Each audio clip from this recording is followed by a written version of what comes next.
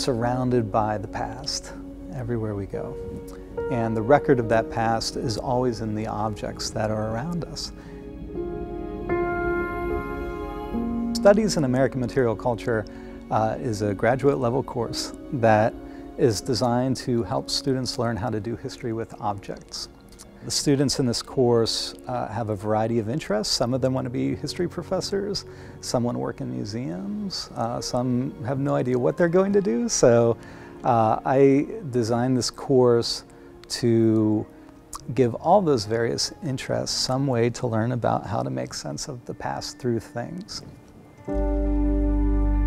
We're working in partnership with Independence Seaport Museum, and we're providing deliverables to them. So we're helping them understand their collections.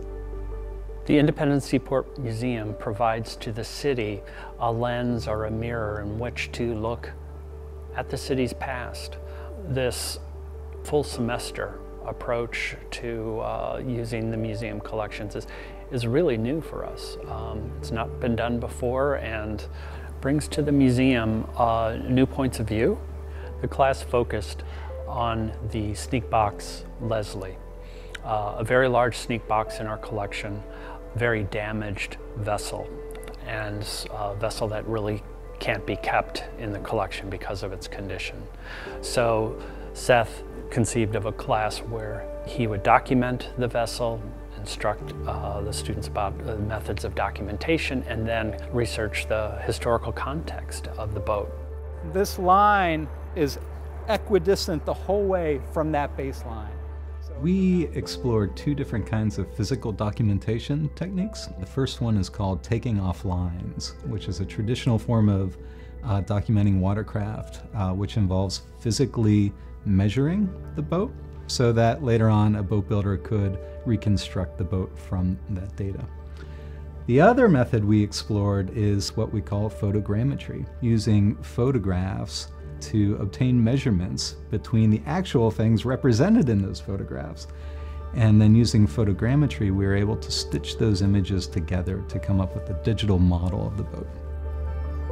It almost seems like a futile thing to learn about a boat that's about to be destroyed, but at the same time, you kind of desperately want to obtain as much knowledge as possible from something that's never going to be there again. A key question in our course is, how did this boat type, the sneak box, evolve from a working type into a recreational type? We know that by the first decades of the 20th century, a leisure economy had emerged that connected Philadelphia to points east, to places like Atlantic City, to the Barnegat Bay region. In that sense, Leslie tells us about the place that it comes from, but it also tells us about broad change in our entire region. So what sort of thing would find themselves swimming in this?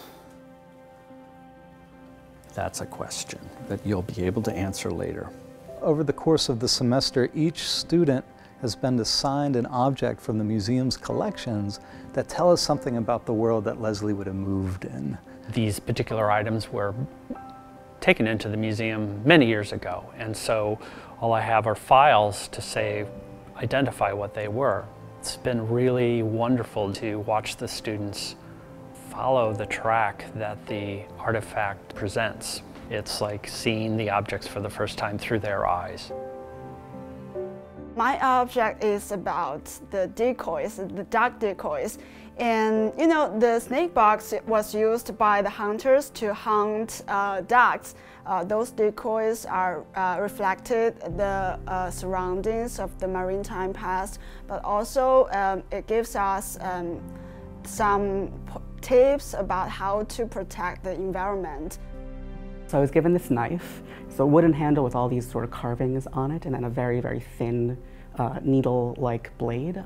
This is sort of an all-purpose tool that often was created with materials traded from European sailors, or sometimes traded to European sailors, which seems to be the trajectory that it's taken, sort of traded onto a ship.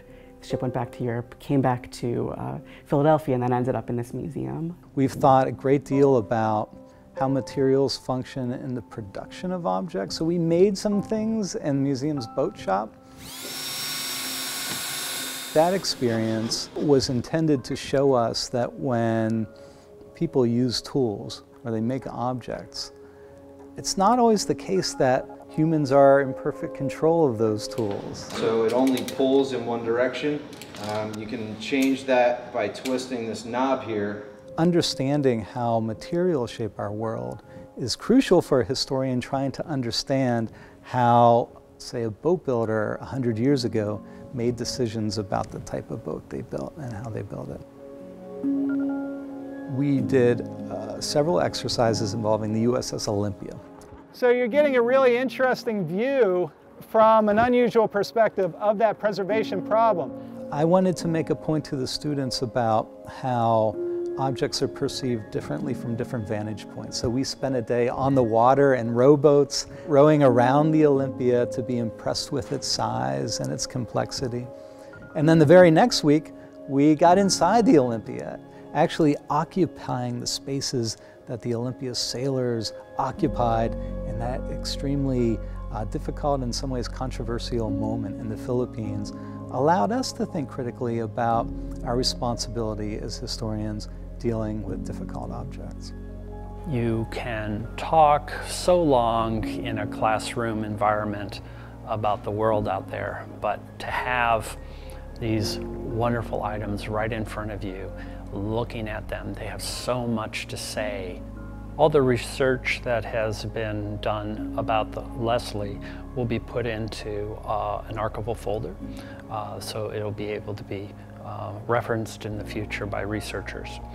The findings on the other artifacts will be presented on our online catalog. We had the great fortune to work with the Digital Scholarship Center at Temple to create a final product for the museum, which is an actual 3D representation of Leslie. This is the result of our photogrammetry. It is the process of taking a series of very systematically taken 2D images and putting them in a software that triangulates the points of overlap to find and create a 3D model in a 3-dimensional coordinate system. And in the process of doing that, you're able to generate 3D data. And so you're not just making a model, you're making points that can be measured later in time. So it really is a primary source mode of documentation. And it's increasingly common in museums in the last couple of years. Getting out of the classroom, exploring these topics in a very practical way, which is what a lot of Seth's class end up doing. It just makes learning so much more meaningful. It makes you think outside the box. It forces you to think outside the box. You have to have different perspectives. You have to have an open mind. If you come in here with a closed mind, you will accomplish absolutely nothing. So that is one of the greatest things that I've obtained from this class, I think. By teaching this class with this museum, I have multiplied the degree of expertise I can bring into the course exponentially. It allows us to provide at Temple a kind of educational experience that not only is unique, but it's powerful. And our students, I think, really benefit from these experiences. And the lessons are fun, but they're also vital to their careers.